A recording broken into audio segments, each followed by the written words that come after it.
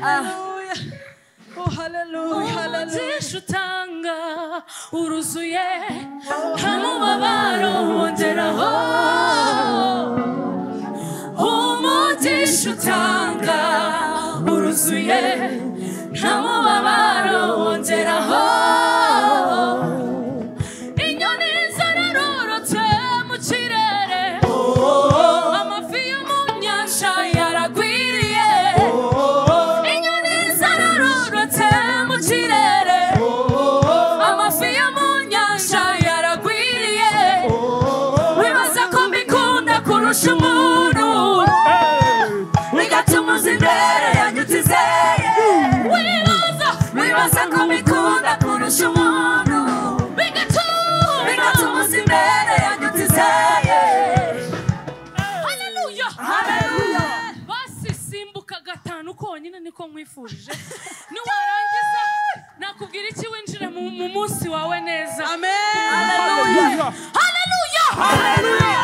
Wumva ntambara gufite ukora katize ubundi tugende. Haleluya, haleluya.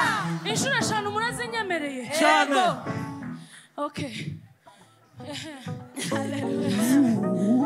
Amen. Nzaguha umugisha, nongera umugisha, guhindura umugisha tuzabireba. Nzaguha umugisha, nongera umugisha, guhindura umugisha tuzabireba. Nzaguha umugisha, nongera umugisha, guhindura umugisha tuzabireba. Nzaguha umugisha, nongera umugisha, guhindura umugisha tuzabireba. Nzaguha umugisha, nongera umugisha, guhindura umugisha tuzabireba. Hallelujah, hallelujah.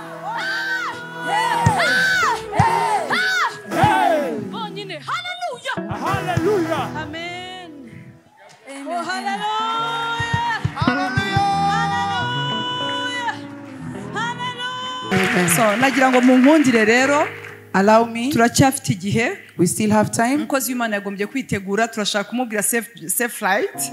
We want to tell her Reka tumwakire aze we yigisha welcome you. Please ni come. declaration hanyuma tukamusezera. Nukuri twaguwe neza, twarariye ijambo We ry'Imana. had a good time with you. We were fed well. We so love you. Mureke twese tumugire ngo mwa.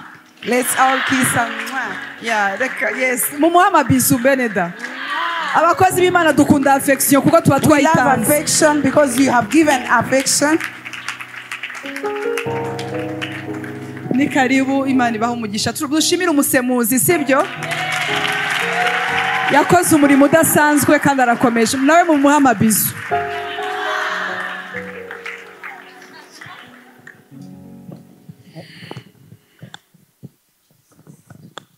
C'est tellement d'amour. Mbega urukundo rwinshi. Moi aussi, moi. Mwah. Que Dieu vous bénisse. Imana ibaha umugisha. Asseyons-nous dans la présence du Seigneur. Reka twicare mu kubaho kw'Imana. La Bible dit que la fin d'une chose vaut mieux que son commencement. Bibiliya iratubwira ngo iherezo ry'ikintu riruta itangiriro ryacyo. J'aimerais vous saluer chaleureusement. Ndashaka kubasuhuza n'ubwuzu bwinshi. Et dans ma prière, je disais au Seigneur, j'espère que l'objectif a été atteint. Kandi mu isengesho ryanjye nahoze mvuga ngo Mana nizere ko intego yacu yagezweho. Et si l'objectif a été atteint, ça veut dire que ça vaut le coup d'être venu de si loin. Kandi niba intego yaragezweho ni ukuri uru rugendo rurerure byari ngombwa kandi byari bikwiriye ko rubaho. Alléluia. Hallelujah. Amen. Amen. Je voudrais encore une fois bénir le Seigneur pour la vie de l'apôtre. Ndashaka kongera gushima Imana kubw'ubuzima bw'umushumba intumwa. Et tout le comité d'organisation avec elle, n'itsinda ryose bafatanya kugira ngo bategure ibi, qui a organisé notre présence et notre séjour. n'abakoze ibishoboka byose kugira ngo tube hano dufatwe neza kugeza none. Et j'aimerais partager les salutations donc de mon époux et des enfants. Ndashaka no kongera kubaha intashyo y'umutware wanjye n'abana banjye. Salutations et remerciements. Kandi barabatashya ariko baranabashima. Amen. Amen.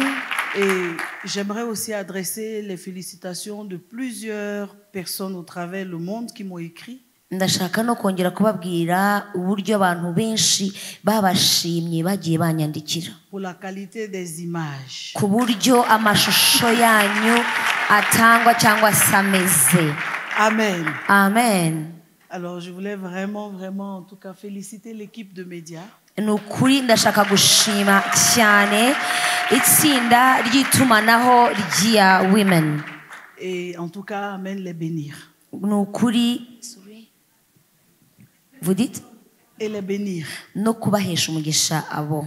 Et avant aussi de terminer, mbere yo gusoza le conducteur, le chauffeur qui m'a été affecté, la sœur Rosine, vraiment c'est excellent. ndashaka no gushima umushoferi mwampaye untwara ndetse n'umushiki wacu Rosine. ni ukuri ni abantu b'intangarugero.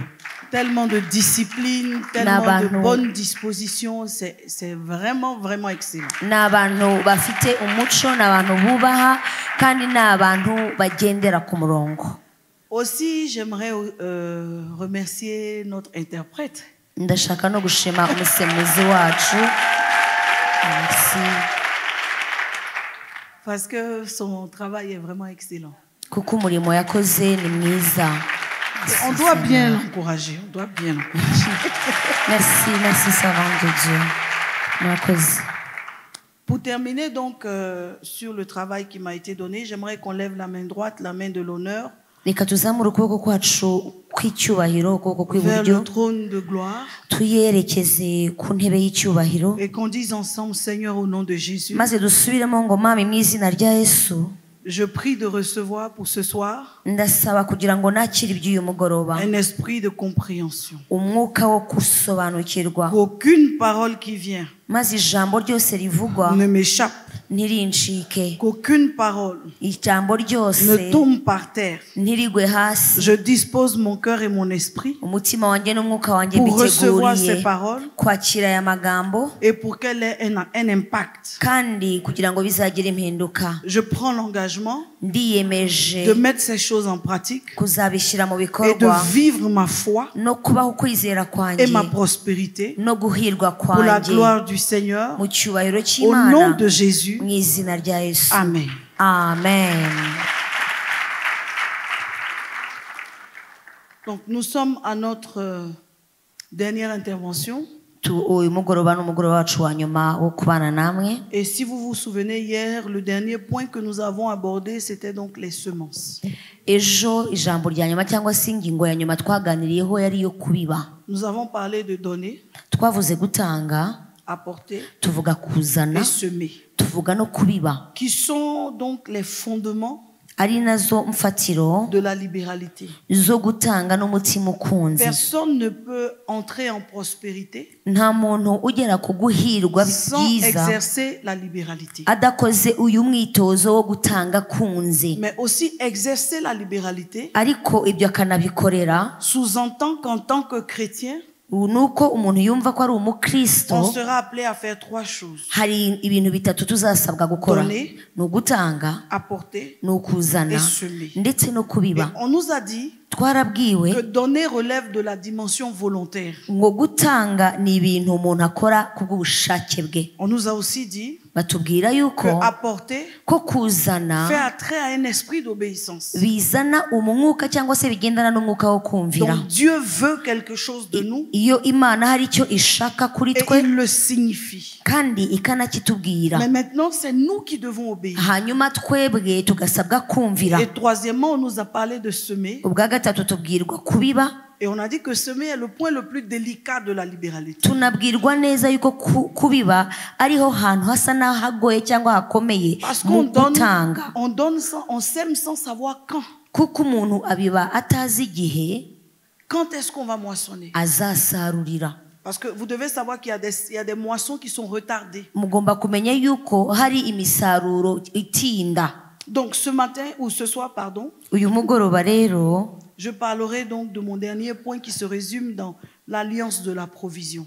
uyu mugoroba ndavuga ku ngingo ya nyuma ari ivuga isezerano ryo guhabwa cyangwa se ryo guhazwa qui parle essentiellement de la moisson. rivuga cyane cyane ku musaruro. Qu'est-ce qui arrive dans la vie d'un enfant de Dieu ese niki kiba mu buzima bw'umwana w'Imana lorsque ce dernier a donné, iyo uwo yatanze, lorsque ce dernier a apporté iyo uwo yazanye, et lorsque ce dernier a semé? kandi uwo akaba yaranabibye? Il faut s'attendre ugomba gutegereza à ce que toutes les libéralités que nous exerçons dans l'église yuko uburyo dutanga mu buryo bukunze mu nzu y'Imana portent leurs fruits. byose bizagira Jamais, au umusaruro. grand jamais, nta na rimwe habe na nous ne rimwe donnerons à Dieu sans que Dieu ne nous retourne. tuzigera duha Imana ngo Nous ntidusubize, n'apporterons à Dieu sans que Dieu ne nous ngo retourne. tuzazanira Imana ntigire icyo iduha. Et nous ne s'aimerons pour Dieu sans que Dieu ne nous le retourne. nta na rimwe kandi tuzabibira Imana ngo ntiduhe. Donc chaque fois que nous semons dans l'église iyo rero tubibye mu nzu y'Imana, pour l'œuvre de Dieu mu murimo w'Imana ou à l'extérieur cyangwa se pour la n'ahandi gloire de Dieu,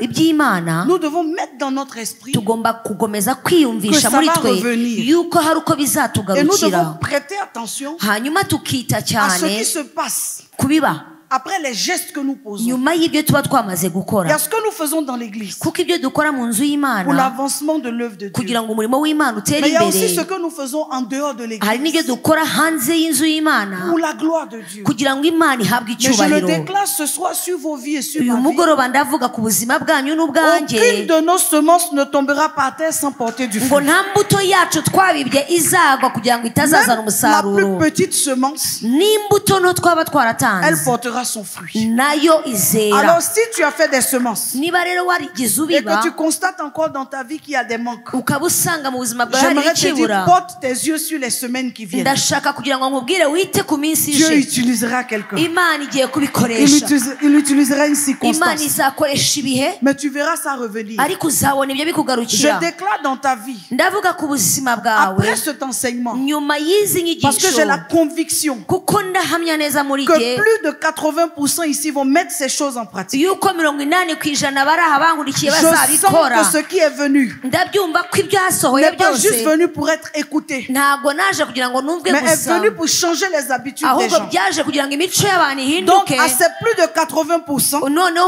80% je sais que tu en fais partie. ndabizi ko namwe murimo. Je déclare qu'à compter d'aujourd'hui, ndavuze ngo uhereye none vous ne connaîtrez plus de manque. ntabwo muzongera gukena. Un manque se présentera le matin. hari ikintu uzabura mu Avant la gitondo tombée de la ngo nuit, ariko butarira Dieu enverra un ange. Imana izohereza Quelque marayika chose va wayo. commencer un hari jour. ikintu kizatangira Avant la fin de la journée, kizatangira maze Dieu umunsi enverra un utararenga marayika w'Imana quelque aze. chose va commencer une hari ikintu semaine. kizatangira mu Avant cyumweru la fin de la semaine, mbere y'uko icyumweru kirangira Dieu enverra un ange. Imana yohereze Il est marayika. interdit pour vous et pour moi. birabujijwe kuri de wowe manquer. nanjye Dieu kuzabura. suscitera même des inconnus. uhazaba n'abantu batakuzi Le manque est banni chez nous. kuko kubura bibujijwe Parce que iwacu, nous sommes rentrés dans l'alliance de Psaume kuko 23. twinjiye mu isezerano ryo guhabwa. Psaume 23.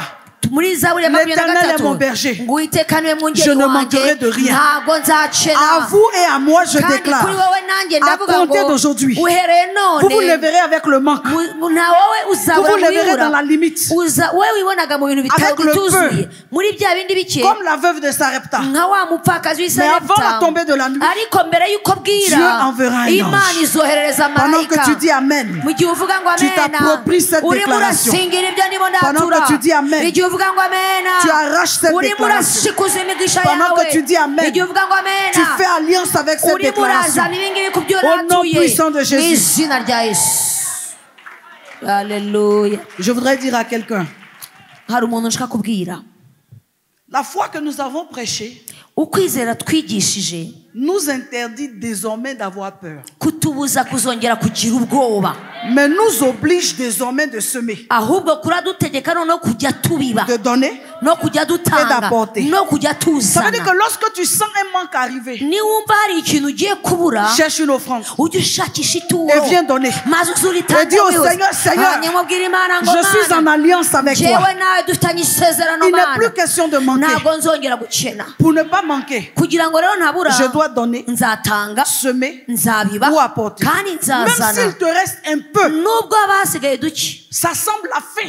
bisa nko birangiye Souviens-toi de la veuve de ujye Sarepta. wibuke wa mupfakazi w'i C'est sur le Sarepta peu muri bya bindi bike qu'il y a eu un commencement. nibwo habereye itangiriro Souviens-toi de la ry'ibindi veuve de Sarepta. ujye wibuka uyu C'est mupfakazi sur le reste, kuri cya kindi yari asigaranye sa foi kwizera a relâché le reste kwarekuye ibyari bisigaye que Dieu s'est tenu. maze imana ubwayo Donc nous ne pouvons plus faire comme avant. ntabwo rero tugomba kongera gukora nka mbere Quand il reste un peu, on donne plus. hasigara bikeya ukabyigundira Et le manque s'installe. maze kubura bikaba ibyo Maintenant, nous réfléchissons autrement. tugiye gutangira gutekereza C'est quand il ukundi reste un peu.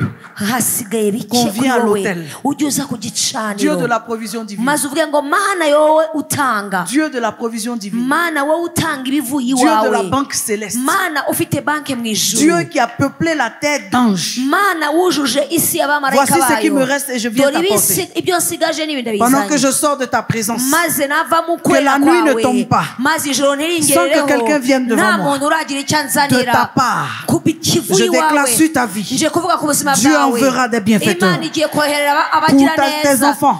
ku bana bayo Dieu enverra des bienfaiteurs. imana izohereza abagira neza Il y a même des personnes ici, hari abantu hano tu n'auras pas toute la scolarité, ntabwo uzaba ufite amafaranga y'ishuri yose mais dans l'école, ariko ku ishuri Dieu disposera quelqu'un imana izashyiraho pour dire, umuntu maman, ça suffit. avuge ngo hasigaye Ce que tu as payé, c'est ayo bon. wahisha Laisse arahagije ton enfant rentrer à l'école. umwana ninjire mu ishuri Je parle pour haleluya des personnes ici. ndimo ndabwira abantu Tu n'auras pas tout le capital, ntabwo uzaba ufite igishoro mais cyose je vois le fournisseur. ariko ndabona ba bandi Je bakene. vois le fournisseur. ndabona abangaba bagomba À gukora cause de ibintu l'alliance de la provision divine, kubera igihango cy'ibyo guhabwa je vois by'ijuru le fournisseur. ndabona bagomba kuguha ibintu Te dis, ça va donner. bakubwira ngo nta kibazo nta kibazo Ça va sa nayo donner. ngayo ntacyo Ça va sa nayo donner. ntacyo Tu vas marcher avec la miséricorde. uzagendana ubuntu Tu vas bw'imana marcher avec la miséricorde. uzagendana imbabazi Partout où tu z'imana vas te tenir. aho uzajya ugera On ne va hose plus regarder ce que tu as. ntabwo bazareba ibyo Mais on ufite va regarder la grâce que tu ahubwo portes. bazareba ubuntu buri ku buzima La grâce bwawe que tu transportes. bazareba ubwiza bw'imana buri ku L'onction buzima que tu bwawe transportes. bazareba amavuta ari ku buzima L'alliance bwawe dans laquelle tu bazareba marches. igihango Et à ugenderaho cause de cette alliance, bazareba kubera icyo des iryo gens sezerano manifesteront abantu la miséricorde dans bazagaragaza ton endroit. imbabazi n'ibambe ku buzima bwawe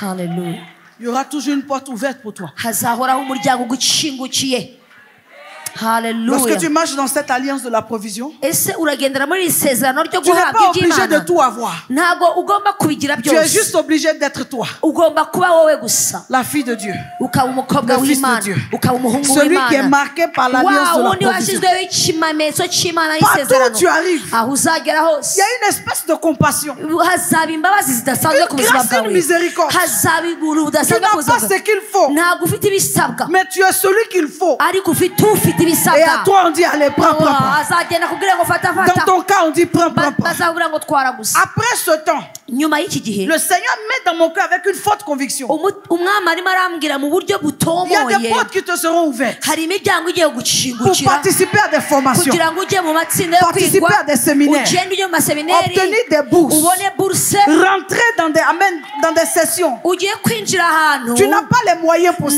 ntabwo ufite uburyo ubundi wakagombye Le kuhinjira Dieu de la provision ariko divine, imana itanga le Dieu de l'alliance divine, imana itanga ibyayo il paiera le surplus. izatanga Il ibirenga paiera pour toi, izakurihira il paiera pour tes enfants. ikurihira abana Je déclare sur ta vie, ndavuze ku buzima tes enfants bwawe vont étudier dans de bonnes abana bawe universités. baziga muri kaminuza Tes nziza enfants vont rentrer où tu n'as pas les moyens de abana payer. bagiye kwinjira ahantu udafite ubushobozi bwo Il kwinjiza faut noter et tu me chercheras pour me le dire. byandike Tes uzabivuga enfants vont nyuma rentrer dans des universités abana bagiye kwinjira muri za où tu n'as kaminuza pas les moyens pour wowe payer. udafite amafaranga yo Mais kuriha quand ils vont postuler, ariko nibatangira gusaba à la vue de leur photo, nibabona amafoto à yabo la vue gusa de leur nom, babonye il y amazina a yabo quelqu'un derrière le comptoir. hari umuntu uzabura aho qui va ngaho, commencer à voir la atangire miséricorde. kureba ubuntu bw'Imana Il va commencer à voir la atangire compassion. kubona imbabazi Il va z'Imana dire, je ne sais pas pourquoi. avuge ngo sinzi impamvu yabyo Mais vous, on va vous faire grâce. ariko wowe uzagirirwa Prends ubuntu cette grâce et va. kandi ubwo buntu kuko Prends burakubereye cette grâce et ubu pars. buntu ni ibyawe Prends cette grâce et fata pars. uyu mwami ni Je ibyawe parle encore pour quelqu'un. ndavuga mbwira Il y umuntu a des postes que tu ne mérites pas hari imyanya utakwiriye par rapport à ta qualification. kubera ibyo wize n'ibyo ufite En inzobere temps normal, ariko nanone il te faut bac plus 5, bazabona barebe bac plus 7. bafate Mais il y kongera a une grâce karindwi sur ta tête. babone ubuntu budasanzwe Il y a ku une buzima onction sur ta bwawe hari tête. amavuta ari ku mutwe wawe Le Dieu de la provision divine, imana itanga ibyayo byo mu il va ijuru compléter pour toi. izagenda ibikuzuye l'heure du recrutement, maze igihe bagiye gufata tant qu'on ne abakozi t'a pas recruté, bataragufata le recrutement ne peut nta pas muntu finir. bazafata À l'heure de la sélection, mu gihe cyo guhitamo abantu tant qu'on ne t'a pas sélectionné, bataraguhitamo wowe la sélection ne peut pas ntabwo finir. bazatangira À guhitamo cause de la grâce de Dieu kubera ubuntu et la bw'imana provision divine. n'ubuntu bw'imana bwo Nos mu ijuru. offrandes parlent pour nous. amaturo yacu aratuvugira Nos offrandes parlent pour nous. amaturo dutanga Nous aratuvugira serons dans l'église, tuza tukabira mu nzu mais y'imana ça monte au ciel. ariko bikajya mu ijuru Nous semons ici dans le tuzana panier, mu kibo mais par le phénomène surnaturel, ariko kubw'ibintu nos offrandes by'indengakamere sont comptabilisées au ciel. amateraniro amaturo yacu akabarwa J'annonce mu à ijuru quelqu'un ce soir, hari umuntu uje kubwira iri joro même à l'hôpital, no kwa muganga on sera en train de discuter sur ton cas. bazabamo bavuga ku byawe Mais à cause de la provision divine, ariko kubera ijuru je ryatanze vois le Dieu de la miséricorde ndabona divine. imana y'imbabazi Lever la sentence. izanaho urwo Je dis rupfu lever la sentence. ndabona imana Il y ivanaho a urwo des gens qu'on ne va pas kuremba opérer. hari abantu On batazabaga devait t'opérer,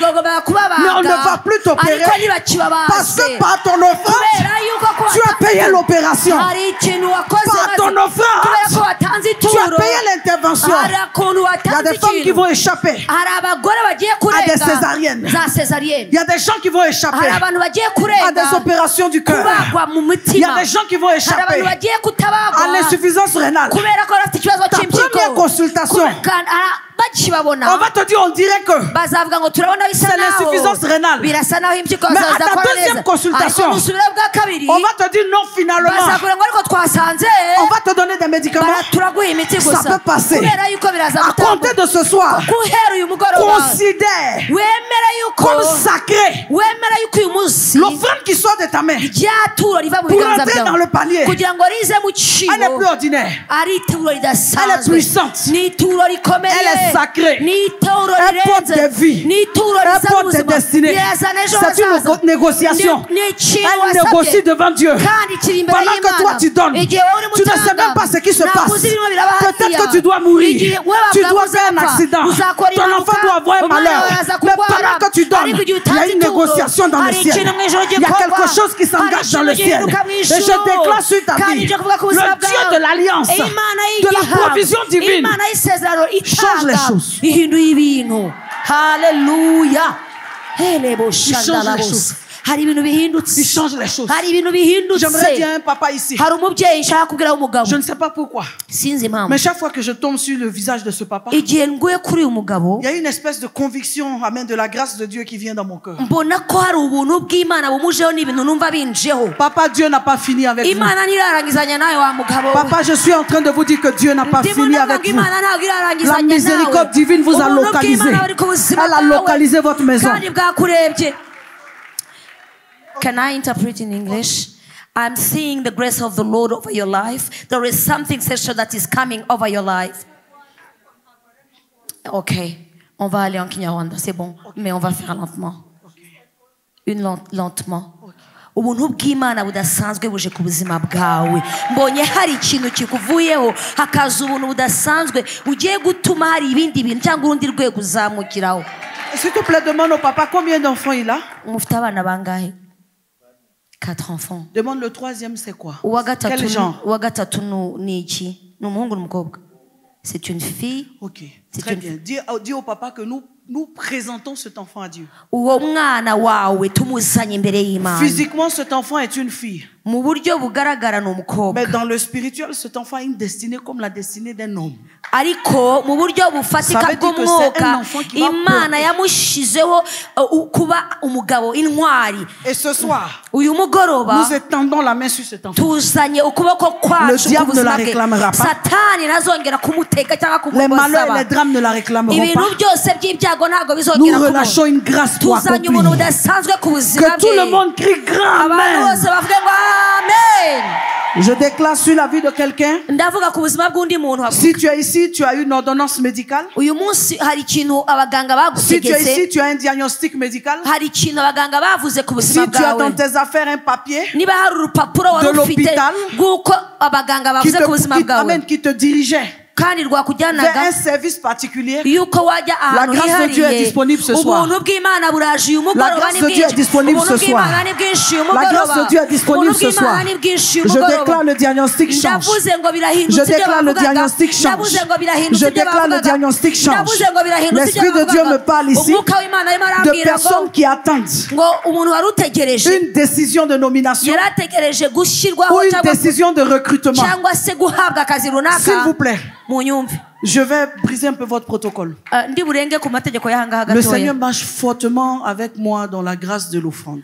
umwami Pendant que je yambwiye suis en train de prêcher, umwanya ndimo si vous sentez ndabwiriza que c'est vous, niwumva ari wowe sortez quelque chose, venez mettre dans le utanga panier. ituro ridasanzwe Je rishyira voulais qu'on place ikimenyetso ku les buzima paniers. Je m'excuse pour votre protocole. murihangana ntabwo byari muri gahunda y'itorero ariko ndasaba Mais si vous igiseke regardez, cy'ahangaha Amen, comment je travaille, ariko niwumva c'est comme ça que ça crée un mouvement. ubundi nibwo birema Et vous nibyo voyez que, bishyiraho amen, les abantu témoignages vont ibimenyetso byo kugira ibindi bintu bakora cyangwa Je se byo déclare kugeramo encore. nje kuvuga nanone Je vois des personnes qui attendent une université ndabona abantu bategereje ibisubizo bya ou qui kaminuza attendent un recrutement. bategereje Ça kwakirwa peut être toi-même, birashoboka ko mais yaba ça peut wowe être que Dieu parle pour ton bishobora enfant. kuba ari n'umwana Si tu es wawe ici et que tu sens niwumva ari wowe que tu es concerné par ari ça, wowe bireba ibyo ndimo il y a une ndavuga question de recrutement. hari uburyo bwo Il y a une kwakirwa muri question, n'est-ce pas, kaminuza de convocation. hari uburyo bwo Il y a une guhamagarwa question de sélection. hari uburyo bwo S'il gutandukanya te abantu plaît, prends une bakabahitamo offrande, quelle qu'elle soit. uko waba Et umeze mets-la kose dans ce panier. maze uze Et je kuturira déclare icyo encore pour kintu quelqu'un. hari undi muntu ngiye Il y a kuvugiraho quelqu'un qui attend une hari signature. umuntu utegereje Je ko vois clairement que bamusinyira vous attendez cette signature. ndabona hari umuntu utegereje S'il signature te plaît, n'aie pas hano honte ntugire isoni et ne te gêne pas. kandi ntuyibuze Je amahoro sais ngo que vous avez utabikora votre façon de faire. nzi ko hari ukuntu Mais si mugira mu tu sens bigenza que c'est à toi que Dieu parle, ariko niwumva ari wowe prophétiquement, Imana viens mettre dans mu buryo l'offrande. bwa gihanuzi Et dis simplement, ushyireho je prends mon isezerano miracle. maze uvuge Dis ngo seulement, byagenda je binyaze reçois. uvuge ngo Il y a ndaciriye ku quelqu'un bw'ibi encore, le Seigneur me dit, hari undi umwana c'est imbwiye le ngo résultat d'une université, mais la réponse d'une université que tu attends. ategereje igisubizo cya kaminuza Ça peut être toi directement, ashobora kuba ari wowe mu buryo ça peut bufatika être ton frère ou ta soeur. ashobora kuba ari mwene so mu Mais si buryo tu reçois cette parole, ariko niwumva iryo jambo ari wowe Et tu rihamanya sens dans ton nawe esprit ukumva mu que mwuka Dieu wawe s'adresse à toi, ko imana ari wowe je veux dire, ikubwira sur ton donné, ndabivuga ngo tu moissonneras. nutanga Je veux dire encore, il y a quelqu'un ici. uzasarura ndabwira undi muntu Le Seigneur me dit que comme ça, umwami il y yarambwiye a ngo longtemps que tu travailles dans cette entreprise, bimaze igihe ukora aho ta hantu situation n'a jamais été ariko reconsidérée. ntabwo bigeze bakuzamura cyangwa ngo On n'a baguhe jamais agaciro augmenté ton salaire. ntabwo umushahara wawe wigeze Et ça te uzamurwa fait de la peine. hanyuma Et ça bikakubabaza t'attriste. hanyuma Et le ukumva Seigneur me dit de birakubabaje te dire, ariko umwami arambwira ngo 2022 ne nkubwire finira pas. umwaka wa makumyabiri na Que tu kabiri reçoives uzarangira cela. ntiwacire C'est comme icyo si kintu ton cas avait été retenu. birasa nkaho ibyawe C'est comme si byafunzwe on avait ahantu bloqué toi ton birasa cas. nkaho bafungiye Mais ibyawe le Seigneur ahantu me dit de te dire ariko umwami arambwiye que cette année finira dans sa ngo uyu gloire. mwaka Il me uzawurangiza dit de te n'icyubahiro dire cyawe irambwiye qu'il y a une ngo miséricorde qui s'est hari levée. ubuntu Il y a buhagurutse une grâce particulière qui hari s'est ubuntu levée. budasanzwe Et le buhagurutse Seigneur est encore en train de me kandi dire, umwami arongera on akambwira ngo veut t'affecter dans ngo l'entreprise. barashaka kukuzamura Mais toi, tu ne veux pas aller loin. ariko wowe ntushaka Pour autant, kuhava on veut t'affecter. nyamara ahantu bashaka Le Seigneur est en kohereza train de me dire umwami arimo arambwira que ngo sur l'offrande que tu ku fais, ituro on ne utanze t'affectera pas. ntabwo uzahava Parce qu'effectivement, koko by'ukuri il y a une bénédiction qui traîne hari ici pour toi. umugisha uri aho ngaho Et si on uzengurutse t'affecte,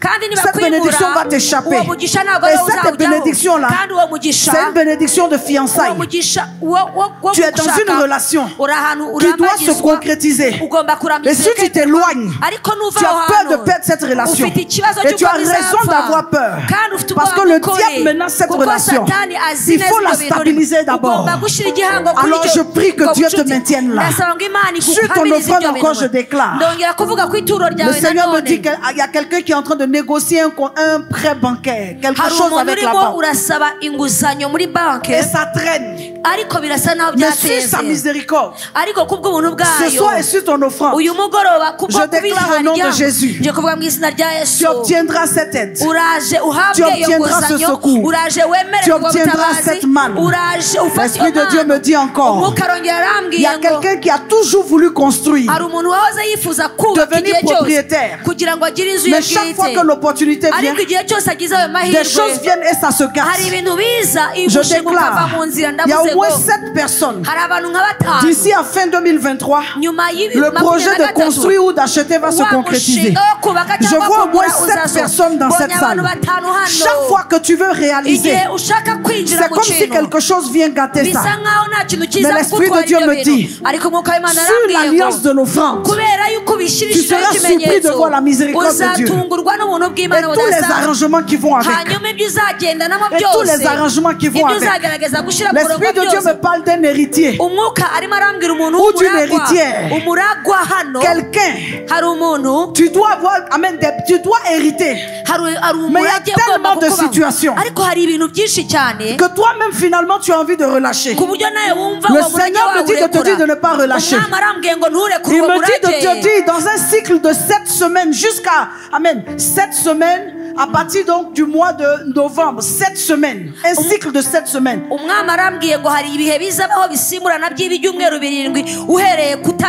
Chaque semaine, fais une semence avec le chiffre 7.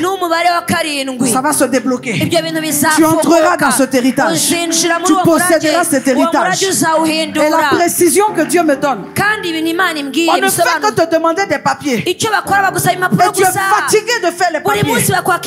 Mais l'Esprit de Dieu me dit, à cette dernière convocation, il n'y aura plus de papiers à emmener. Tu sais ce qui va se passer? La personne que le diable est en train d'utiliser sera mutée. Elle sera mutée. Et il y a quelqu'un d'autre qui va venir, qui va trouver que ton dossier est complet. Ces choses arriveront. J'aimerais entendre un massif amen. J'aimerais entendre un massif amen. J'aimerais entendre encore un massif amen. Assieds-toi dans la présence. Le Dieu d'alliance de la provision divine. Bien-aimé dans le Seigneur, il est très important pour nous de comprendre le phénomène de la provision divine. C'est quelque chose qui est exceptionnel. Vous marchez avec Dieu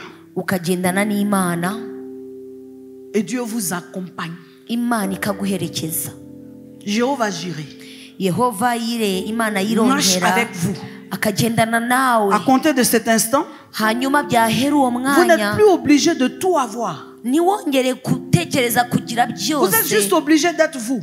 Vous avez ce que vous avez, mais vous marchez avec quelqu'un qui a le reste. Et lorsque vous vous trouvez au comptoir et qu'on vous demande ce que vous avez, quand vous le présentez, ça semble que ce n'est pas suffisant. Mais celui avec qui vous marchez, il vient compléter. Je déclare à quelqu'un, tu ne connaîtras plus les manques. Parce qu'il y a un Dieu qui complète. Tu es libre d'avoir 100. Tu es libre d'avoir 200. Tu es libre d'avoir 1 million. Mais ce que tu dois faire, c'est continuer à s'aimer. Parce que tant que tu entretiens cette alliance avec le Dieu de la provision divine, même si tu n'as que 100 et qu'il faut 200, il complétera pour toi. Saluons le Saint-Esprit. Amen. Hallelujah. Saluons le Saint-Esprit. Le Dieu de la provision divine. Le Dieu qui sait, amen, ajouter. Aucune personne qui est née et conçue par Dieu ne peut affirmer qu'elle n'a reçu de ressources. Nous avons tous reçu des ressources. En effet, la provision divine, elle est créée avant ta naissance. Ce qu'il faut pour t'accompagner. Mais malheureusement, beaucoup de personnes ne rentrent pas dans le bénéfice de cette provision. Ce qui est dit dans Malachie chapitre 3 parle de la provision divine. Il y a un espace quelque part dans le surnaturel qui contient des ressources. Nous n'y avons pas accès naturellement. Mais dès lors que nous entrons en alliance avec Dieu, nous devenons des gens de donner, des gens d'apporter et les gens de semer. Ça se déclenche. Et partout où nous allons, vous verrez si pour vous, je n'ouvre pas les écluses des cieux.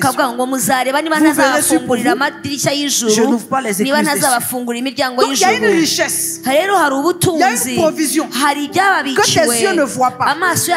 C'est, amen, un compte qui est en rapport avec ta destinée. Aussi longtemps que tu seras sur la terre, en phase avec Dieu, cette provision marche pour toi. C'est comme ça que tu ne sais pas d'où ça vient, mais ça vient. C'est comme ça que tu ne sais pas qui a fait, mais ça a été fait. Parce qu'il y a un Dieu avec qui tu es en alliance. J'aimerais que tu le retiennes. Tu n'es pas seul. Tu es en alliance avec Jéhovah Jireh, le Dieu de la provision divine. Même quand ta vision est grande, elle semble irréelle. Si Dieu te permet de voir, c'est qu'il te permettra de faire. Quelqu'un crie la foi. Quelqu'un crie plus fort la foi. Quelqu'un déclare encore, j'ai la foi que mon Dieu pourvoira.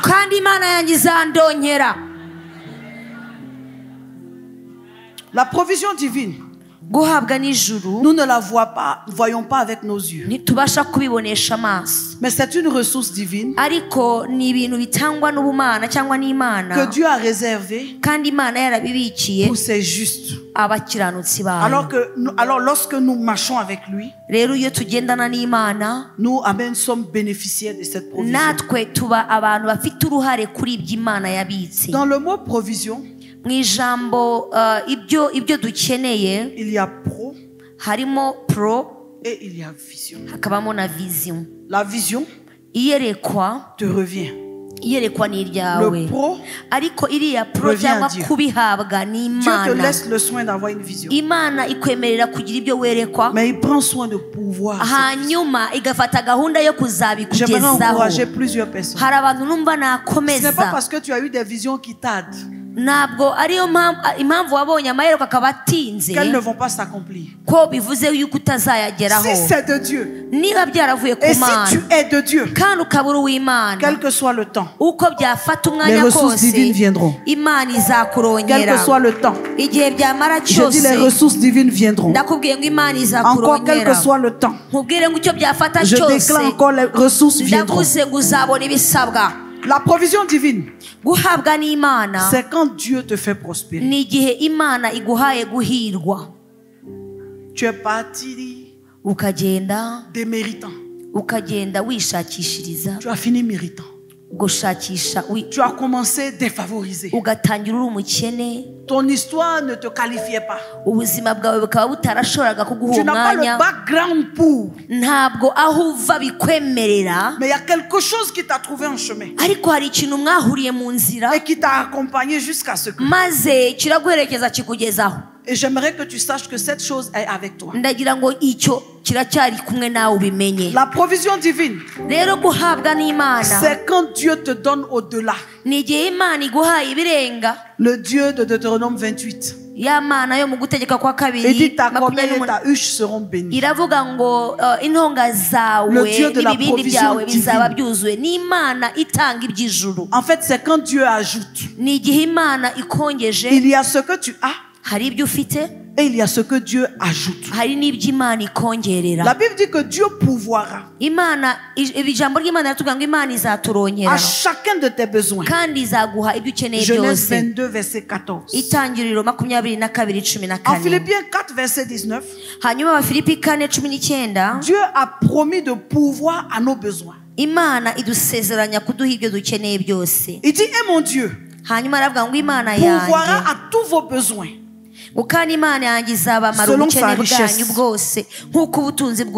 avec gloire en Jésus-Christ. Donc tu dois savoir que tu marches avec Dieu et que tes offrandes sont sacrées.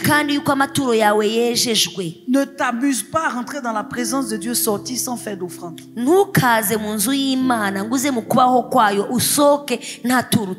y a quelqu'un qui dit en priant, Seigneur, bénis ceux qui ont donné et bénis même ceux qui n'ont pas donné. Ça, c'est une fausse prière. Si la terre est vivante, on n'a pas tous au même niveau. Mais il n'y a personne à qui Dieu n'ait rien donné. Souvenez-vous de la veuve au-dessous. Les autres avaient beaucoup. Elle n'avait que 2 sous. Mais Dieu a approuvé ces 2 sous. Il ne faut pas avoir de complexe. Parce que Dieu ne va pas bénir ton complexe. C'est ton offrande que Dieu va bénir. Organise-toi quand tu rentres dans l'église. Ne sors jamais sans faire d'offrande. Jamais ne t'habitue pas à ça. Chaque fois que tu laisses les autres faire des offrandes et pas toi, tu leur permets de ramasser les bénédictions. Et toi tu repars à vide. Mon Dieu pourvoira. Il dit à tous vos besoins. Donc souvenez-vous de cela. Il pourvoira. En réalité, si vous vous souvenez, j'avais commencé à enseigner la foi, non? C'est ça qui ne doit pas manquer. Mon Dieu pourvoira. Seigneur, j'ai besoin. Je sais que tu pourvois. En fait, ça c'est le genre de déclaration que vous faites. Vous êtes au volant. Celui qui est à côté pense que vous êtes fou. Parce que là où vous êtes au volant, là, mon Dieu pourvoit. Les enfants envoient les factures de l'école. Au moment où ils envoient, il n'y a rien. Mais vous regardez et vous dites Dieu pourvoira. Mais Dieu pourvoira vraiment. Parce que vous êtes en alliance avec lui. Écoutez-moi très bien. 2 Corinthiens 9:8. Dieu a promis de donner pour nos besoins et aussi pour son œuvre. Il dit, et Dieu peut vous combler de toutes sortes de grâces afin que, possédant toujours en toutes choses de quoi satisfaire à tous vos besoins, vous ayez encore en abondance pour toute bonne œuvre. Donc, quand quelqu'un marche avec Dieu, numéro 1, Dieu pourvoit à ses besoins. Numéro 2, il en a encore. Et ça attend les gens qui ont des problèmes. À compter d'aujourd'hui, je déclare vous en aurez suffisamment. Je déclare vous en aurez suffisamment. Quelqu'un est libre d'avoir faim à côté de vous. Vous en aurez pour partager avec lui. Quelqu'un est libre de ne pas avoir d'habits. Vous en aurez pour le vêtement. Quelqu'un est libre de ne pas avoir de maison. Vous aurez de la place pour le faire à main dormir. Nous marchons avec les promesses de Dieu suffisamment pour pouvoir partager avec ceux qui n'en ont pas. Le Dieu d'alliance de la provision divine. J'aimerais parler aux mamans ici. Sachez une chose. Quand vous êtes en train de donner à manger aux gens, c'est cette clause-là qui marche. Ne préparez jamais limité. Et n'acceptez pas. En fait, je ne demande pas de gaspiller. Mais je suis en train de vous demander d'expérimenter la bonté de Dieu. Chaque fois que quelqu'un qui n'en a pas mange à partir de vous, il est en train de dire à Dieu, bénis cette maison. Donc, s'il y a des gens autour de vous qui manquent, lorsque vous préparez, faites une, 2 portions. Et quand quelqu'un a faim,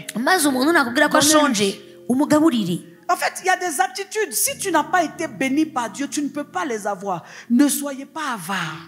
hari ibintu iyo Imana itaguhaye umugisha rimwe na rimwe bigorana kubigira, ariko ndabinginze ntimukaba abanyabugugu. Même quand vous êtes à l'église, niyo muri mu nzu y'Imana, si Dieu vous a suffisamment béni, Imana niguha umugisha vous remarquez bikwiye, à côté de vous quelqu'un qui se lève jamais, ukareba umuntu utajya uhaguruka ngo aze hano imbere, pliez discrètement un billet, ufate inoti yawe uyimupfumbatize, uyimupfumbatize, umubwire mwene data, va faire ta semence. nange ndashaka kujya Faut même kubiba pas garder, hariya. lève-toi, va faire. Wowe haguruka ugenda uture. Des bénédictions sont attachées à ce tas. Imigisha y'uwo nawe iziritse kuri Lève-toi, wowe, va donner. ugende utanga umugisha. Parce que Dieu dit ici kuko Imana iravuze aha que après vous avoir donné pour amen, ngo imaze kubaha ibyanyu, satisfaire vos besoins, imaze kubaha ibahagije, il en restera encore. izabaha ibindi. Je parle sur la vie de quelqu'un. ndavugira Tu umuntu ne seras plus limité. ntuzongera gushyirwaho Comment imbago. tu sais que cette clause marche pour toi? iyo uzi yuko iri sezerano ari C'est quand tu n'es pas iryawe, limité. ni ukuvuga ngo nta Comment nzitizi tu ziri sais que imbere Dieu est en yawe. train de t'emmener à un autre iyo niveau? uzi ko Imana irimo kujyana C'est mu quand rundi après rwoga, avoir payé la scolarité de tes iyo enfants, umaze kwishyura amafaranga y'ishuri y'abana tu peux bawe, encore appeler quelqu'un, dis bon tiens je te complète. ushobora kubwira umuntu tureka nawe nkongerereho ugende wishyurira Et je vois umwana. plusieurs personnes monter dans cette dimension. ndabona abantu bagiye kuzamurwa n'urwo rwego rwo Je kongerera vois plusieurs abandi. personnes monter dans cette ndabona abantu dimension. bazamurwa n'urwego rwo kongerera abandi. Plusieurs Hallelujah. personnes. abantu benshi.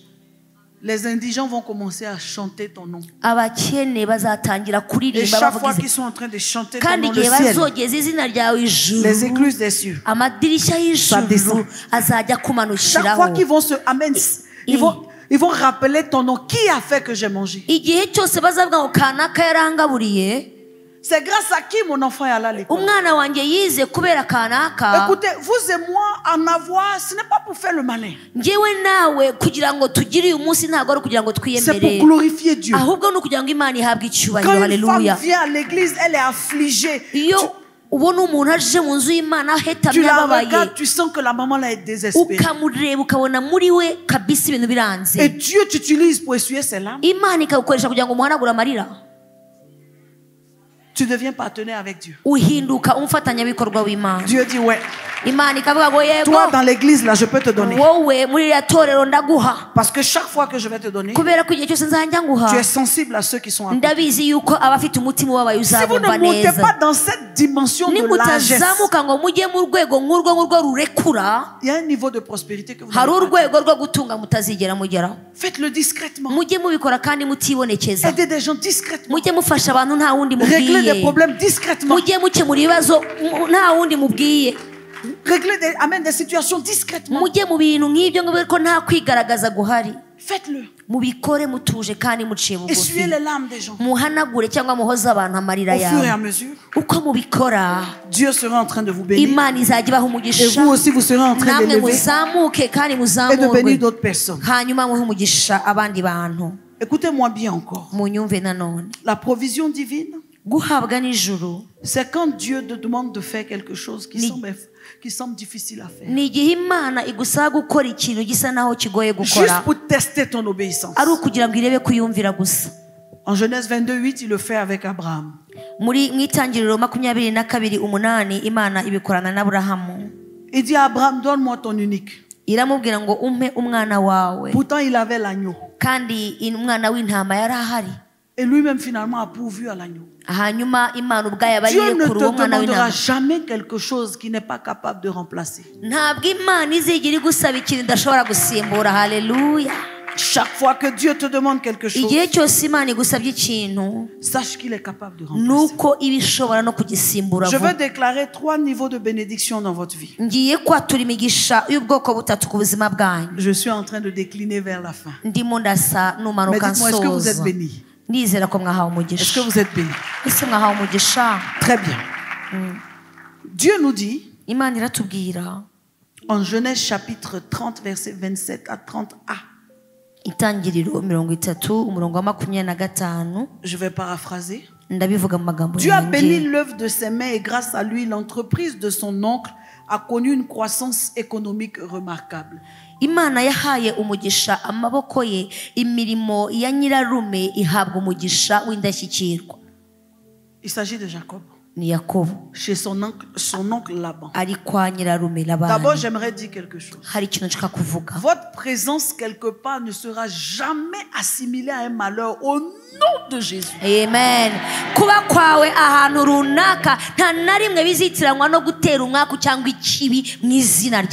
La maison, vous allez rentrer. L'entreprise, vous allez rentrer. Les gens qui vont vous accepter à côté d'eux, ils vont remarquer, depuis que la femme est arrivée, depuis que le frère est arrivé, depuis que le monsieur est arrivé, Dieu bénit. L'atmosphère a changé. Je déclare sur votre vie. Vous allez être le symbole de l'odeur de la bénédiction. Partout où vous serez, le pire sera ramené au bien. Le mal sera ramené au bien. Le malheur sera tourné en bonheur. Votre présence, à compter de ce soir, devient significativement l'expression de la bénédiction. Même un homme qui veut t'épouser, il va vite se rendre compte de quel genre de femme tu es. Parce que depuis qu'il parle avec toi, depuis qu'il discute avec toi, les portes s'ouvrent. La grâce coule. Les portes s'ouvrent. La grâce coule. Je déclare encore à quelqu'un. J'annonce encore à quelqu'un. Tu es porteur de grâce. Tu sens l'odeur de la bénédiction. Tu es porteur de grâce. Tout lieu où tu te tiens, l'environnement change. L'atmosphère change. Tout lieu où tu te tiens, le malheur et la malédiction n'ont pas le droit de résister. Parce que tu marches dans une alliance, dans l'alliance de la provision divine. Ta présence attire. Ta présence suscite. Ta présence provoque. Au nom de Jésus. Hallelujah. Thank you, Jesus. À cause de Jacob. À cause de Jacob. Dieu a béni l'œuvre, n'est-ce pas? Ou l'entreprise de son oncle Laban.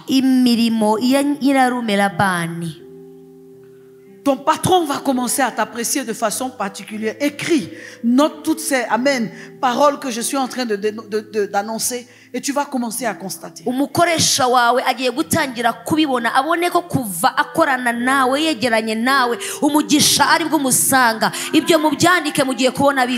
Parce que ta présence devient significative. Source de changement. Source de changement. Les gens n'auront pas envie de te perdre. Tu deviens une denrée précieuse. Les gens n'auront pas envie de te perdre. Ta présence dans une voiture est une sécurité. Ta présence dans un avion est une sécurité. Ta présence dans une famille est une sécurité. Ta présence dans une entreprise est une sécurité. Même quand ton mari va vouloir s'amuser, ses parents vont lui dire reste tranquille.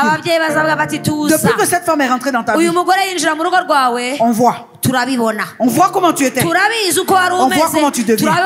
La femme là, elle porte une grâce. La femme là, elle attire la bénédiction. La femme là, depuis qu'elle est rentrée dans notre famille, on voit. Alléluia. Le Dieu d'alliance de la provision divine. Il dit car le peu que tu avais avant moi s'est beaucoup accru. Et l'Éternel t'a béni sur mes pas. Écoutez-moi bien. Ne vous sous-estimez plus jamais. Quand tu sais ce que tu portes comme grâce, c'est une bénédiction pour les gens de t'avoir. Et ils doivent en être conscients. En toute humilité. Ils doivent en être conscients. Amen. Ne te sous-estime pas. Alléluia. Alléluia. Alléluia. Alléluia. Alléluia. Alléluia. Je parlais de 3 niveaux ou 3 groupes de bénédiction. Il y a le niveau où tu te débrouilles. Et Dieu pourvoit à tes besoins. Imana akaba ari igerageza kukurongera. Plusieurs d'entre nous sont à ce niveau. Kandi benshi muri twe urwo rwego nirwo duhagazeho. Les débrouillards. Abantu birwanaho. Niveau 2. Urwego rwa kabiri. Il y a le niveau où Dieu te bénit. Hari ahantu Imana iguha umugisha. Et la provision est suffisante. Hanyuma ibyo iguhaye bikaba bihagije. Là tu ne te débrouilles plus. Aho ntabwo uba ukirwariza. Quand on te voit on dit celui-là Dieu le bénit. Iyo umuntu akubonye aravuga ngo uyu yahawe umugisha ibintu biragenda neza. Troisième et dernier niveau. Hanyuma urwego rwa gatatu il y a le niveau où Dieu te bénit. Hari igihe Imana iguha umugisha. Au point que toi tu deviens une source de bénédiction. Kugeza igihe wowe uhindutse isoko y'umugisha. Ce troisième niveau là. Urwo rwego rero. On dit la provision déborde. Aho baravuga ngo n'urwego rusendereye y'Imana. Y a-t-il des candidats ici? Hari abantu bashaka kubyitwa no pour la kugeramo provision qui déborde. kugira ngo bagere mu bisendereye. Des gens qui veulent être des bienfaiteurs. Abantu bashaka kuba bagira neza. Des gens qui veulent être une bénédiction. Abantu bashaka guhinduka Ils umugisha. veulent être bénis. Abantu bashaka pour guha abantu pouvoir payer umugisha. l'école des gens. Kugira ngo Ils bishyure veulent amashuri être bénis. abantu. Bashaka Pour pouvoir payer la maison des gens. Ils veulent être bénis. Pour pouvoir acheter à manger aux gens. Ils veulent être bénis. Pour pouvoir aider les gens à s'installer. Ils veulent être bénis. Au point de pouvoir aider des gens. Kugeza igihe bafashije abantu. Recevez cette grâce. Provision débordante. Où sont ceux qui se débrouillent? Personne ne veut ça encore. Où sont ceux que Dieu bénit suffisamment? Où sont ceux que Dieu bénit à débordement?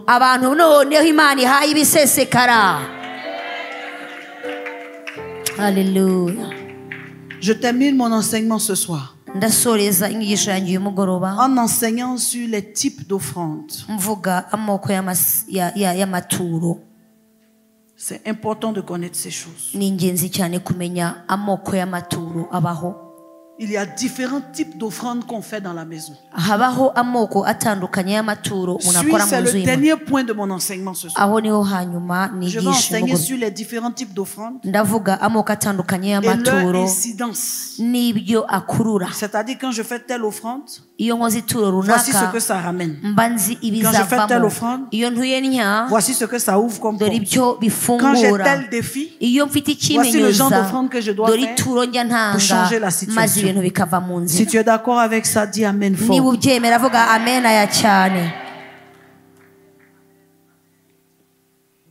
Matthieu 5, verset 23. Il dit, si donc tu présentes ton offrande à l'autel et que là tu te souviennes que ton frère a quelque chose contre toi, laisse ton offrande devant l'autel et va d'abord te réconcilier avec ton frère, puis viens présenter ton offrande. Nujya gutura ituro ukibuka yuko mwene so afite icyo mupfa usiga ituro ryawe imbere y'igicaniro ubanza ugende wikiranure na mwene so uhere kugaruka utura ituro ryawe. J'aimerais dire une chose très importante dans l'église. Hari ikintu nshaka kuvuga cy'ingenzi mu nzu y'Imana. La bénédiction de Dieu umugisha w'Imana ne marche pas avec les rancunes et ce genre de choses. Ntugendana n'inzika n'utuntu dusa gutyo. Assainir l'atmosphère. Écoutez, ce sont des mystères. Mujye mubanza mushireho musasi inzobe ibintu si ça bisa n'avait pas son neza sens, Dieu n'en parlerait pas. kubera yuko iyo ibi bintu bidafite ubusobanuro Imana ntiyabishyira mu ijambo ryayo. Il dit Imana l'offrande là iryo n'est turo pas plus ryawe importante que la paix avec ton frère. ntabwo ari ingenzi kurusha kugira amahoro cyangwa kubana amahoro na mugenzi Avant de wawe. déposer, Mbere yuko utura va faire la paix. uzagende wiyunge na mugenzi wawe. J'aimerais dire à quelqu'un, Hari umuntu nifuza kubwira faire la paix va t'alléger, ça va diminuer un peu tes ennemis. kugira amahoro kugirana amahoro na mugenzi wawe na bagenzi bawe bizakugabanyiriza abanzi. Parce que quand tu commences à prospérer, que tu as beaucoup d'ennemis, tu as trop de problèmes. Kuko iyo utangiye guhirwa no gutunga kandi ufite abanzi benshi bigukurura ibibazo byinshi. Kuko bishobora gupfa bukeye bwawe. Cela veut qu'un malheur t'arrive. Ushobora abarashaka gupfa Ceux-là sont contents quand tes affaires prennent un coup. barashaka yuko uhomba. Diminue les ennemis. Rero abanzi ubigabanyirize. Et les ennemis là, bientôt tu vas commencer à les entretenir. Hanyuma abo banzi ahubwo uzatangira no kujya ubafasha. Et tu vas commencer à les dompter. Hanyuma utangire no kujya Si ubagorora. ton ennemi a faim, Maze umwanzi wawe nasonza donne-lui à manger ujye umugaburira et donne-lui à boire. ujye umuha n'icyo Ce sont kunywa. des braises uba umushyize que tu amakara amasses sur ta ku tête. mutwe we. Quand tu deviens fort, Iyo ukomeye ceux que tu identifies qui te font le mal, ba bandi ubona bakugirira nabi donne-leur à manger. jya ubagaburira.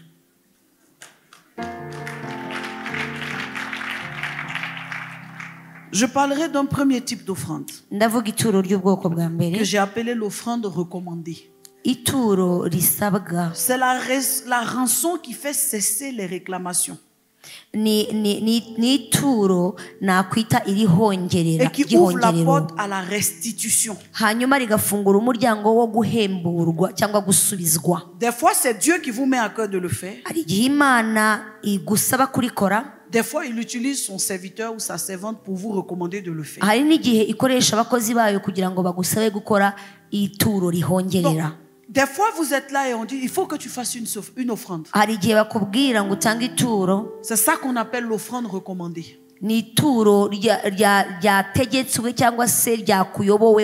Exode 23, 19. Il dit, tu apporteras à la maison de l'Éternel ton Dieu les prémices des premiers fruits de la terre. Tu ne feras point cuire un chevreau dans le lait de sa mère. Voici une recommandation. Tu apporteras. Si tu obéis, ça va faire, amen, des ouvertures de portes. Gloire à Dieu. En Jean 21, verset 10, Jésus leur dit, apportez les poissons que vous venez de prendre. Apportez les poissons que vous venez de prendre. Ça, ce sont des offrandes recommandées. Je n'avais pas envie de faire. Mais cela m'a été recommandé. On m'a dit que c'est bon pour moi de le faire. Soit Dieu m'a dit à moi-même, soit que Dieu est passé par quelqu'un pour me dire qu'il faut faire ça. Lorsque vous entendrez ce genre de choses, faites l'effort de le faire. Parce que ce genre d'offrande, ça fait cesser les réclamations. Et ça ouvre la porte. Deuxième type d'offrande, les offrandes volontaires. C'est un engagement personnel que tu prends devant le Seigneur afin de l'impliquer impérativement dans une situation que tu traverses et pour laquelle tu n'as pas de choix. Donc j'ai un problème. Je suis assise dans le temple. Je vois qu'il n'y a pas de brasseur d'air. Il n'y a pas de ventilateur. Personne ne m'a dit de donner. Mais moi-même, je résous dans mon cœur. Je vais apporter des ventilateurs. Pendant que je suis en train de le faire, il y a une situation quelque part que Dieu regarde. Parce que je viens de résoudre un problème, Dieu vient aussi résoudre mon problème. Donc dans la vie d'un enfant de Dieu, il est important de faire des offrandes volontaires. Ça montre ta reconnaissance à Dieu. On voit ça dans Exode 36, verset 5. Ensuite, il y a les vœux. Les vœux font intervenir la puissance de la médiation divine.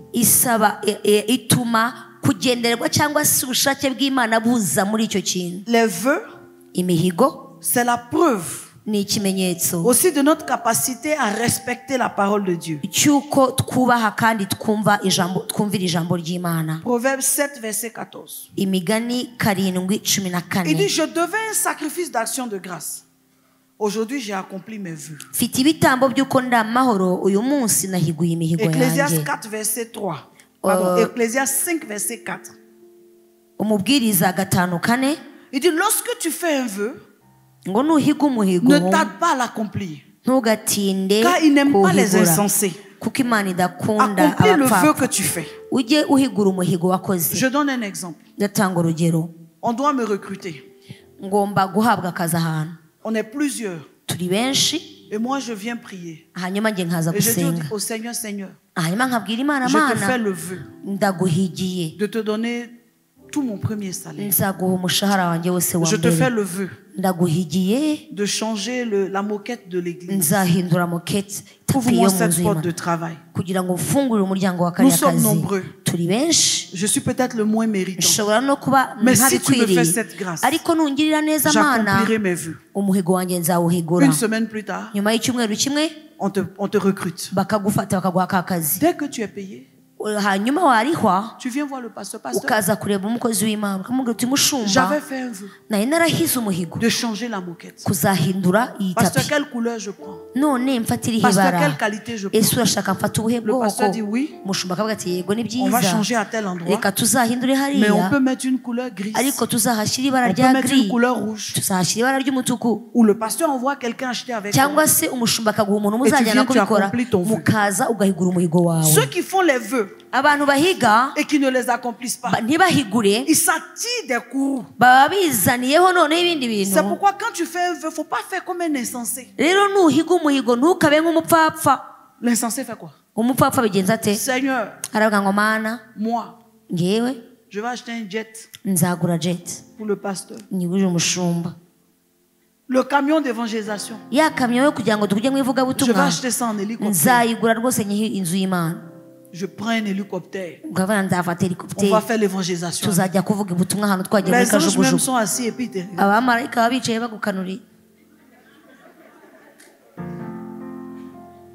allô, allô? Je peux entendre un bon amen? Est-ce que vous êtes toujours bénis? L'enseignement vous fait du bien? Alléluia. Alléluia. Donc, il y a aussi Jonas. Jonas était dans un problème de pression. Je vais dire, aujourd'hui, ça s'apparente à comme si on peut te renvoyer. Il y a une situation au travail et on risque de te renvoyer. Le poisson a avalé Jonas. Jonas n'avait plus d'autre alternative. Il n'avait pas d'argent sur lui dans le ventre du poisson. Qu'est-ce qu'il a fait? Un vœu. Donc le vœu, c'est quelque chose qu'on fait pour se sortir d'une situation difficile. Quand on veut que Dieu intervienne pour nous aider dans une situation où on ne peut plus rien, on fait un vœu. Jonas a dit, Seigneur, sors-moi du ventre du poisson. Et puis après ça, partout où tu m'envoies, j'irai. Quand vous lisez le verset, la Bible dit, et le poisson vomit Jonas. Dès que Jonas a fait le vœu, et le poisson vomit Jonas. On trouve ça en Jonas 1, verset 16, et en Jonas 2, verset 9. Il dit dès que, aussitôt. Donc les vœux sont des choses qu'on réalise. On ne joue pas avec. Il faut faire. Notez Jérémie 44, verset 25. Il y a un quatrième type d'offrande qui s'appelle les actions de grâce. Et si vous voulez que j'arrête, vous me dites. Je peux poursuivre. C'est bien. Ok, très bien. Très bien. Les actions de grâce, ça c'est l'offrande que tout chrétien doit faire quand il rentre dans la maison de Dieu. Ça exprime notre reconnaissance à l'Éternel et ça relance le processus de bénédiction. En Exode 20, verset 24, Dieu dit, tu me lèveras un autel de terre sur lequel tu offriras des holocaustes, des sacrifices, des actions de grâce, des brebis.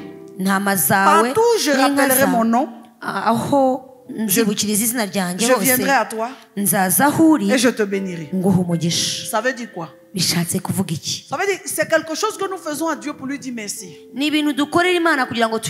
Donc normalement chaque semaine, j'ai enseigné ça à l'église chez nous. Je dis un chrétien qui veut prospérer, au moins action de grâce, ça chaque semaine tu fais. C'est pas quelque chose que Dieu t'impose. C'est toi-même qui choisis. Si tu veux donner 1000 francs, si tu veux donner 5000, mais quand tu penses, j'ai échappé à un accident, j'ai été malade, Les enfants sont loin, Dieu les garde.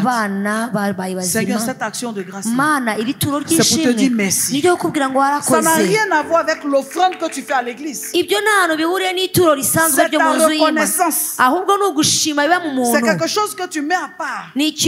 Pour dire à Dieu, je suis conscient que tu veilles sur moi et que tu veilles sur mes enfants. Chaque fois que tu viens dans l'église, tu dis Seigneur, ça te dit merci. Vraiment, tu es un Dieu bon. Mais quand tu le fais, que dit le Seigneur? Il dit, je viendrai à toi et je te bénirai. Donc chaque fois que tu fais des actions de grâce, tu déclenches encore la bénédiction. Quelqu'un peut crier Alléluia. Je dis à quelqu'un, tu ne seras plus pauvre. Tu ne connaîtras plus de limites. Parce que le Dieu de la provision divine t'a apporté la connaissance. Et il dit, vous connaîtrez et vous serez affranchis. Les actions de grâce, c'est les choses que Dieu aime. Je parlerai d'une 5e offrande. Ça s'appelle l'offrande sacrificielle. C'est le genre d'offrande. Le genre d'offrande où tu es obligé de donner quelque chose qui te coûte pour réclamer ce qui coûte. En Deutéronome 15, 21, la Bible dit s'il a quelques défauts, s'il est boiteux ou aveugle, s'il est déformé, tu ne l'offriras pas en sacrifice à Dieu. Un sacrifice ne doit pas avoir de défaut. Admettons. Je dis, bon, je veux offrir un terrain à l'église. Moi, je viens de l'Ouest. J'ai envie qu'on ouvre l'église là-bas. Donc je viens voir le pasteur. Je dis, pasteur, dans ma région, je veux offrir un terrain. Mais je m'en vais offrir le terrain le plus compliqué du village.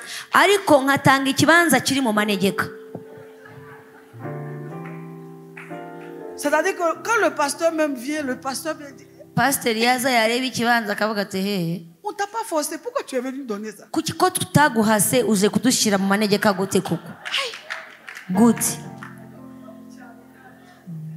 On dirait un jour, quelqu'un m'a trouvé amène au bureau, il dit, pasteur, Dieu me met à cœur de vous offrir mon 4x4. Ça c'était avant. Quand il a dit ça, j'ai dit, Seigneur, c'est comme ça que tu bénis vite. Hey. 4x4. J'ai commencé à prier en langue. Déclarer. Pendant que je priais, il a enlevé la clé, il a déposé. Il a mis la clé sur la table. Et je priais encore. Mais je n'avais pas encore vu. J'ai prié. Ouvre-lui les portes. Bénis-le. Que rien ne lui résiste.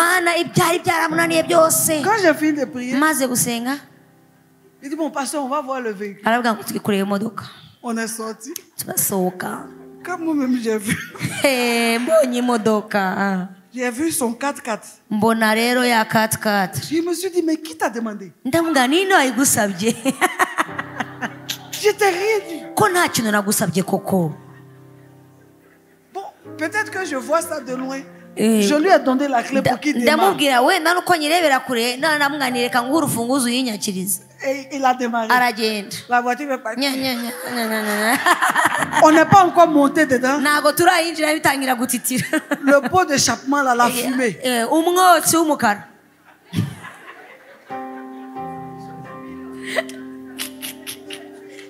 Bon, c'est un don. Il a laissé là, il est parti. Pour enlever ça de l'église pour envoyer à la maison. Camion remorque. On a emmené à la maison. J'ai dit au garagiste, viens voir. Peut-être c'est quelque chose. Le garagiste est rentré depuis le matin, il emballe. Depuis le matin, il est couché sous la voiture, il sort pas. Quand vers le soir, le garagiste est sorti. Il dit à pasteur, ça là c'est pas bon don. Hein?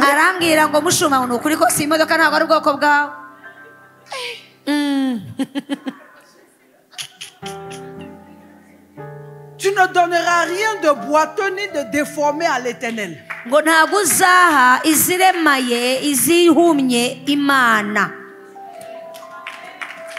Amen. Si tu veux faire un don, fais un bon don.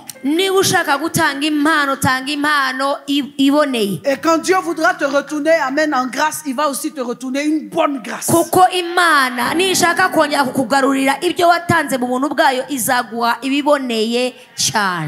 Dieu est loin, mais il voit tout. Il dit au frère, amen, une bête qui n'est ni boiteuse ni aveugle, qui n'est pas aussi difforme. Quelqu'un dit amen. Amen. Je poursuis avec les types d'offrandes, n'est-ce pas, qu'un enfant de Dieu peut faire. Les types d'offrandes qu'un enfant de Dieu peut faire. Il y a aussi une offrande qu'on appelle l'offrande de rachat. C'est le genre d'offrande qu'on fait. Amen. Amen. Pour mettre aussi, amen, les choses de notre côté. Quand vraiment on veut rattraper une situation. Quand on veut, amen, mettre la main de Dieu au milieu d'une situation. Nous faisons l'offrande donc de rachat. On peut noter plusieurs versets. Je donnerai entre autres un verset donc déjà dans le Nouveau Testament. Luc chapitre 6 verset 38. Mais je donnerai encore un autre, amen, un autre verset. Amen. Amen. Vous pouvez prendre donc ce verset ici en Exode chapitre 30. Le verset 16. Vous pouvez prendre encore un autre verset. Nombre chapitre 3 verset 49. Voilà, il y a beaucoup de versets sur le rachat.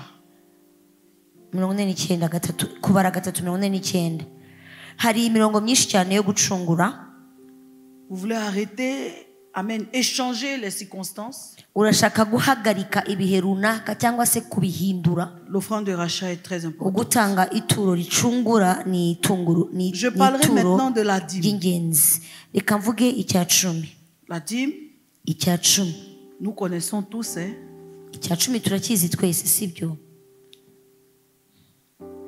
Malachie 3 verset 10. C'est une offrande que nous faisons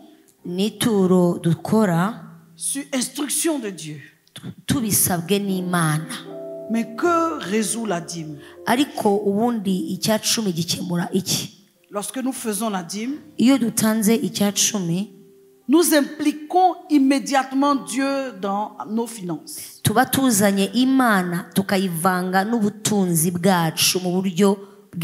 D'abord, il y a la dîme.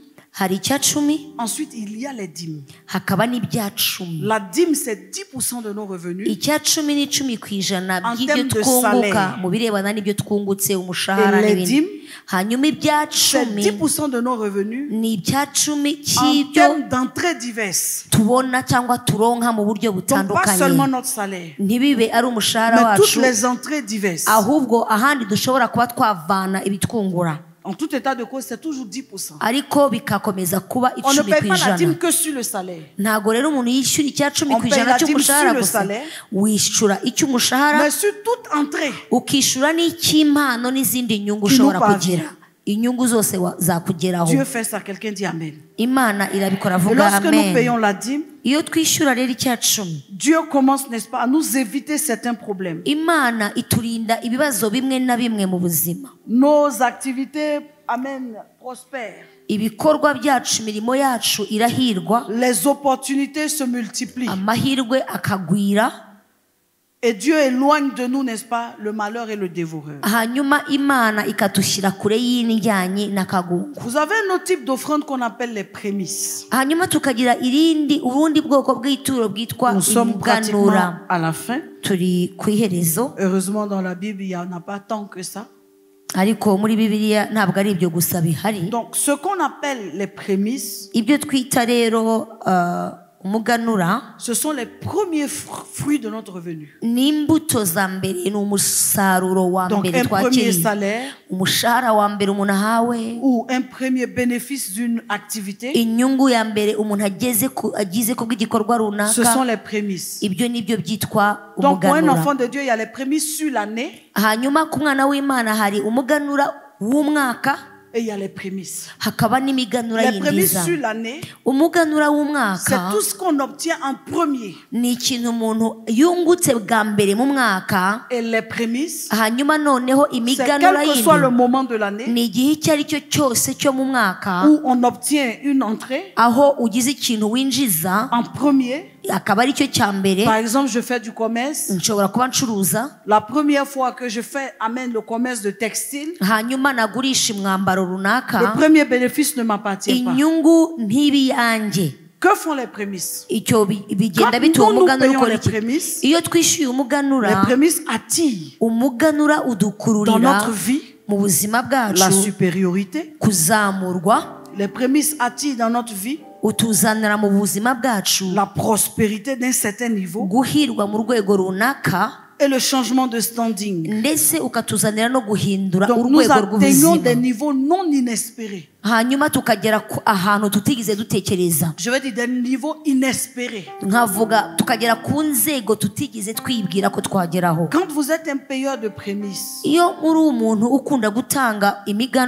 vous devenez quelqu'un que Dieu surprend d'année en année. Et particulièrement pour les prémices, depuis 2009, j'enseigne sur les prémices. Et moi-même, j'en fais l'expérience. Il y a des choses que vous n'avez jamais eu l'opportunité d'avoir. Dès lors que vous commencez à payer les prémices, ces choses commencent à venir dans votre vie. Je vous encourage à expérimenter. C'est un autre niveau de bénédiction. J'ai parlé de la supériorité. Quand vous payez les prémices, vous êtes dans un corps de métier, vous êtes toujours parmi ceux qu'on met Amen en haut. Amen.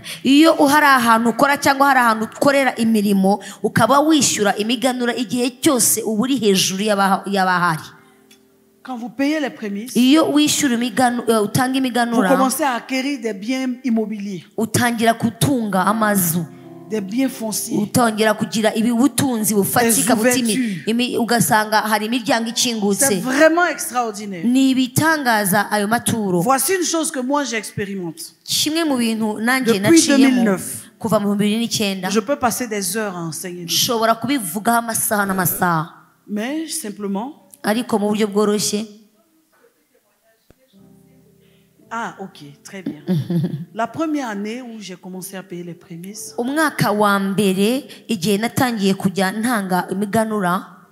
Dieu a permis que c'était pas un enseignement que je connaissais. Et par la grâce de Dieu, un collègue donc était venu enseigner sur les finances et il a enseigné sur les prémices. Et j'ai commencé à faire des recherches. Mais lui, il enseignait et son témoignage déjà m'avait choqué. Il disait qu'il avait enseigné l'église à payer les prémices. Et pendant qu'il enseignait, l'église a payé les prémices. Le dimanche qui a suivi, un couple est venu. Et le couple avait vraiment le visage serré. Et il s'est dit, mais qu'est-ce qui s'est passé avec eux? Et donc, ils ont prié. Et ils ont dit, pasteur, on veut aller te montrer quelque part. Donc lui,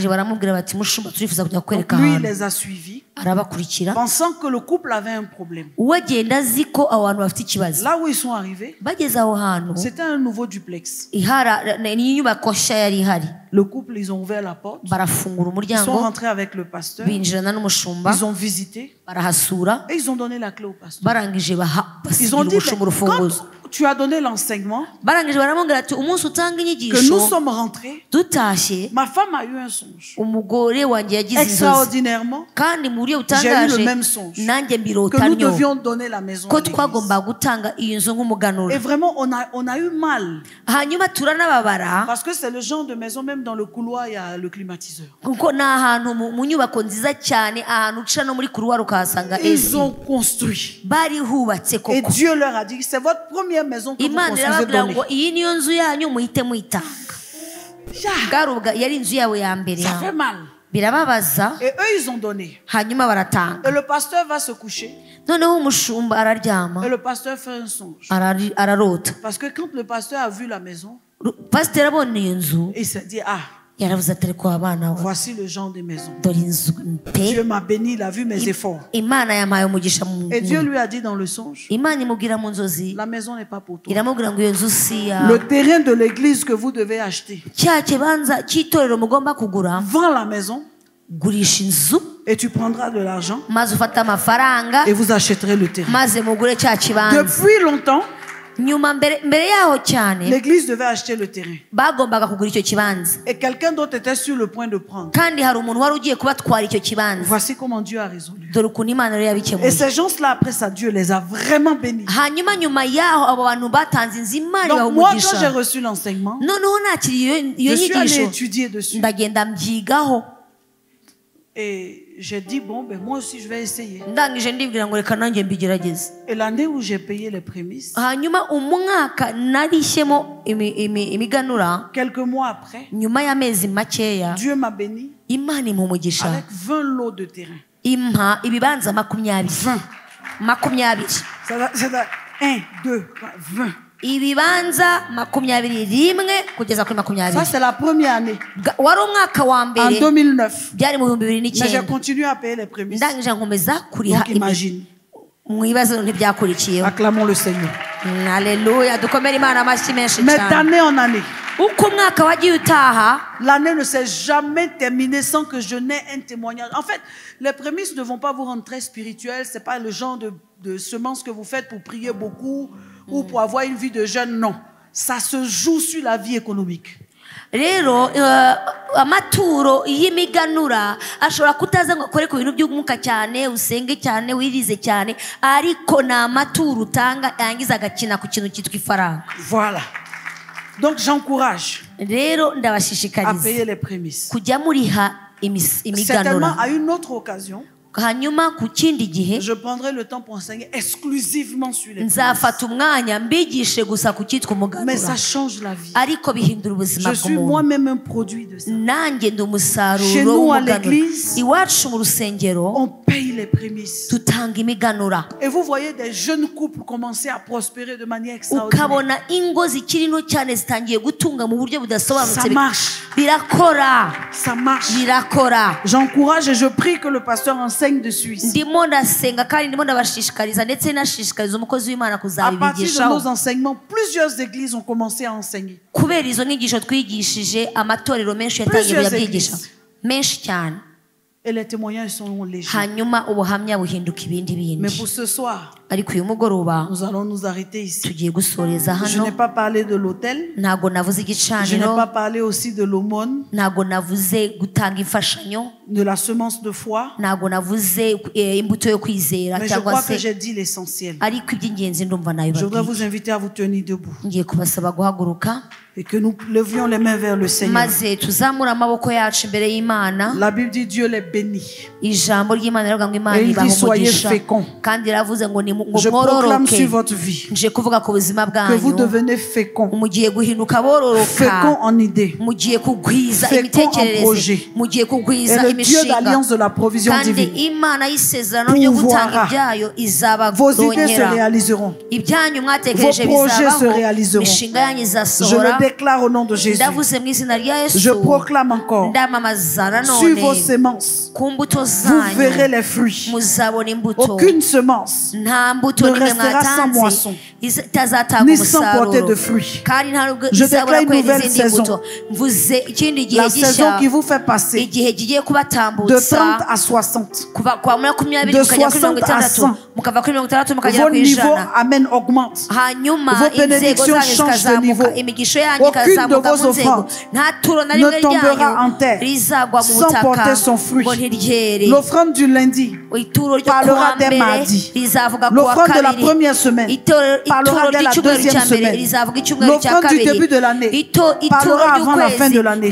Je déclare encore dans vos vies atmosphère de faveur et l'atmosphère de grâce. Tous ceux qui ont des problèmes d'endettement, je brise dans vos vies la malédiction de l'endettement. Au nom de Jésus, que Dieu vous libère de l'endettement. Vous ne vous endetterez plus, vous n'emprunterez plus, mais le Dieu d'alliance de la provision divine, il vous connecte à la provision. Vous rembourserez vos dettes. Vos dettes seront effacées. Et un jour nouveau commencera. Je déclare au nom de Jésus, vous ne connaîtrez plus de manque, vous ne connaîtrez plus de limite. Je prie pour quiconque ici est malade d'une maladie quelconque, quel que soit le mal dont tu souffres, que la main de Dieu te localise, que la grâce de Dieu te localise. Ton argent ne servira pas à payer des médicaments. Ton argent n'ira ni à l'hôpital, ni à la pharmacie. Notre argent doit servir à faire l'œuvre de Dieu. Pendant que je prie pour ta guérison, reçois la guérison où tu as mal. Reçois la guérison où tu as mal. Et à compter d'aujourd'hui, ton argent n'ira pas à l'hôpital, mais servira à faire l'œuvre de Dieu. Servira à faire acte de bienfaisance. Je le déclare encore. Au nom de Jésus, va avec la foi et reste prospère.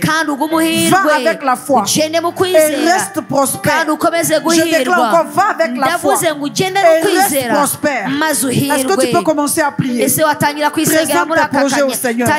Présente tes projets personnels. Présente tes projets personnels. Présente tes situations. Présente tout ce qui te concerne. Dis au Seigneur, c'est le moment. Il faut que mon histoire change. Ma situation doit changer. Mon cas doit changer. Est-ce que je peux voir quelqu'un prier? Est-ce que quelqu'un peut présenter sa situation? Au nom puissant de Jésus, j'appelle un changement significatif dans ta vie. Tu deviens source de bénédiction. Partout où tu te tiens, tu diffuses une odeur de bénédiction et la grâce de Dieu est avec toi. Je déclare encore la grâce de Dieu est avec toi. Je déclare encore la grâce de Dieu est avec toi. Tout le monde me dit Amen 3 fois. Amen, Amen, Amen.